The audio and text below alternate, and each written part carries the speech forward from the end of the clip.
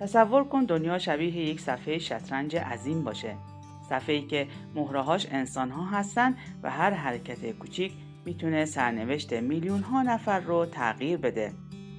ما معمولا فکر میکنیم تاریخ رو پادشاهان، ژنرال‌ها یا نابغه‌ها میسازن. اما اگه حقیقت چیز دیگه‌ای باشه چی؟ اگه بعضی از بزرگترین پیچ‌های تاریخ نتیجه یک اشتباه ساده، یک بی‌دقتی لحظه‌ای یا حتی یک حس درونی بوده باشه چی؟ در سال 1914 اروپا مثل یک بشکه باروتی آماده انفجار بود. تنش میان کشورها بالا گرفته بود، اما هنوز جنگ جهانی آغاز نشده بود. در شهر سارایوو ولیعهد اتریش مجارستان آرچودوک برای بازدیدی رسمی به خیابونها اومده بود. در همون شهر جوانی لاغرندام و عصبی به نام پرینسیپ پرسه میزد. اون عضو گروهی ملیگرا بود و نقشه ترور رو در سر داشت. اما تلاش اولش شکست خورد. فرصت از دست رفت و ناامید شد. گفته میشه برای خوردن ساندویچ کنار خیابون ایستاده بود با ذهنی آشفته و رویایی که فکر میکرد نابود شده.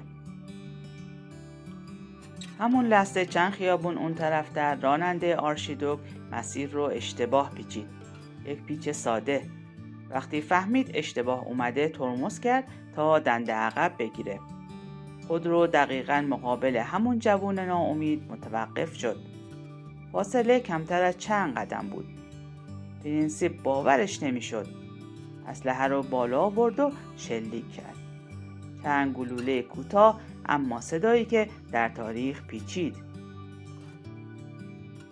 اون ترور جرقه‌ای شد برای آغاز جنگ جهانی اول.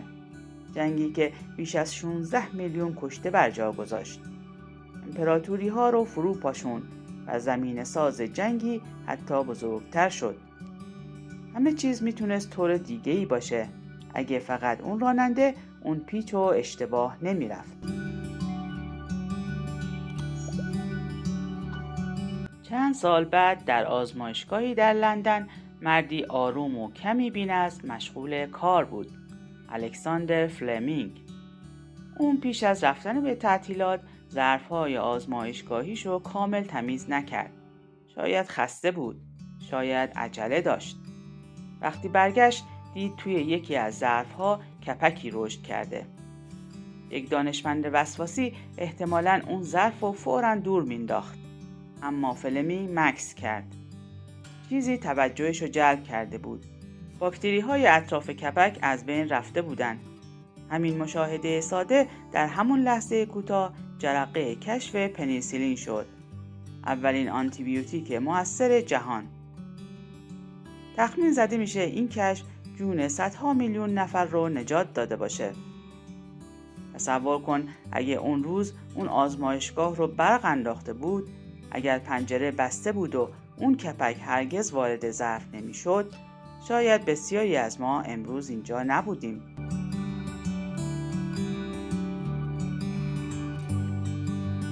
دهه‌ها بعد جهان دوباره روی لبه تیغ ایستاده بود. سال 1983. اوج تنش میان آمریکا و شوروی در دوران جنگ سرد. در یک پایگاه نظامی شوروی افسر شیفت شب پتروف پشت مانیتورهای هشدار نشسته بود. ناگهان آژیرها به صدا در اومدند. سیستم اعلام کرد چند موشک هسته‌ای از آمریکا شلیک شدند. پروتکل واضح بود. گزارش فوری برای آغاز حمله متقابل. چند دقیقه بیشتر وقت نبود. تصمیم اون میتونست سرنوشت میلیاردها انسان رو تعیین کنه. پتروف به صفحه خیره شد. 5 موشک. فقط 5 تا. با خودش فکر کرد اگه آمریکا واقعاً بخواد حمله کنه چرا تنها 5 موشک؟ قلبش تند میزد. میتونست طبق دستور عمل کنه و جهان رو وارد جنگی هسته‌ای بکنه یا به حس درونیش اعتماد کنه. اون دومی رو انتخاب کرد. هشدار رو خطا اعلام کرد. بعداً مشخص شد سیستم ماهواره‌ای بر اثر بازتاب نور خورشید اشتباه کرده بود. اگه اون شب اون کمی بیشتر میترسید یا کمی کمتر فکر میکرد، شاید امروز شهری روی زمین باقی نمونده بود که درباره این داستان صحبت کنه.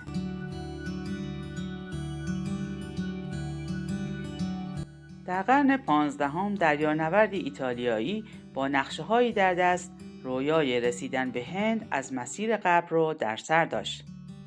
نامش کریستوف کلمبوس بود. اون اندازه زمین رو اشتباه محاسبه کرده بود و فاصله اروپا تا آسیا رو بسیار کوتاه‌تر از واقعیت تصور می‌کرد. اگه محاسباتش دقیق بود، احتمالاً هیچ سرمایه‌گذاری حاضر نمی‌شد هزینه سفرش رو بپردازه. اما همین اشتباه عددی باعث شد راهی اقیانوس بشه و به قاره‌ای برسه که برای اروپاییان ناشناخته بود.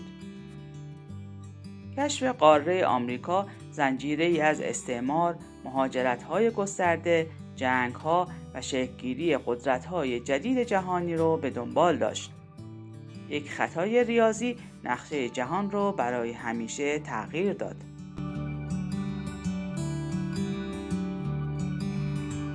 و گاهی تغییر تاریخ نه در میدون جنگ، نه در آزمایشگاه و نه در اتاق فرماندهی، بلکه در تصمیمی اداری اتفاق میفته.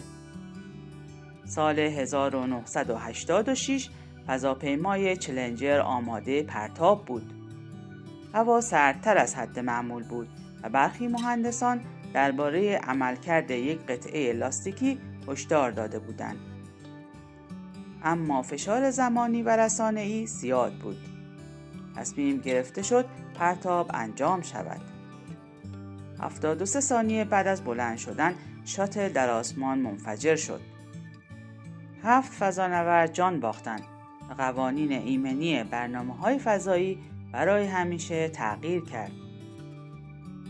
یک قطعه کوچیک، یک تصمیم مدیریتی و تراژدی که میلیون‌ها نفر اون رو زنده از تلویزیون تماشا کردند.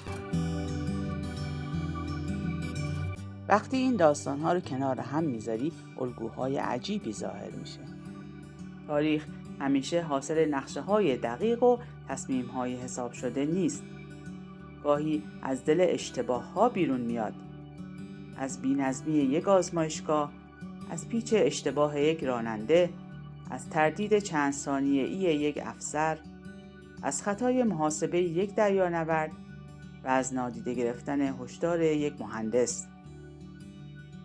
و شاید مهمترین سوال همین باشه. اگه یک اشتباه ساده تونسته جنگ جهانی رو آغاز کنه یا از نابودی کامل بشر جلوگیری بکنه، پس تصمیم‌های امروز ما چه آینده‌ای رو میسازه؟ شاید هیچ وقت نفهمیم.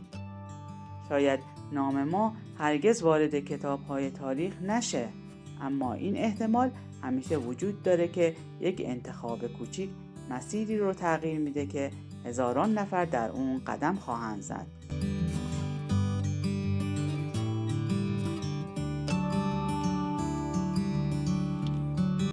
تاریخ پر از تصادفه، اما همین تصادف‌ها هستن که اون رو زنده و غیر قابل پیش بینی میکنن. و این یعنی هر لحظه‌ای که اکنون در اون هستیم میتونه آغازی باشه برای داستانی که نسل‌های بعد درباره‌اش صحبت خواهند کرد. داستانی که شاید با یک پیچ اشتباه، یک ظرف شسته نشده یا یک تصمیم چند ثانیه‌ای شروع شده باشه.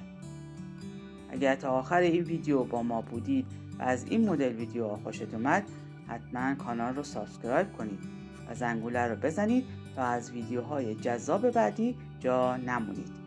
تا ویدیو بعدی، خدا نگهدار.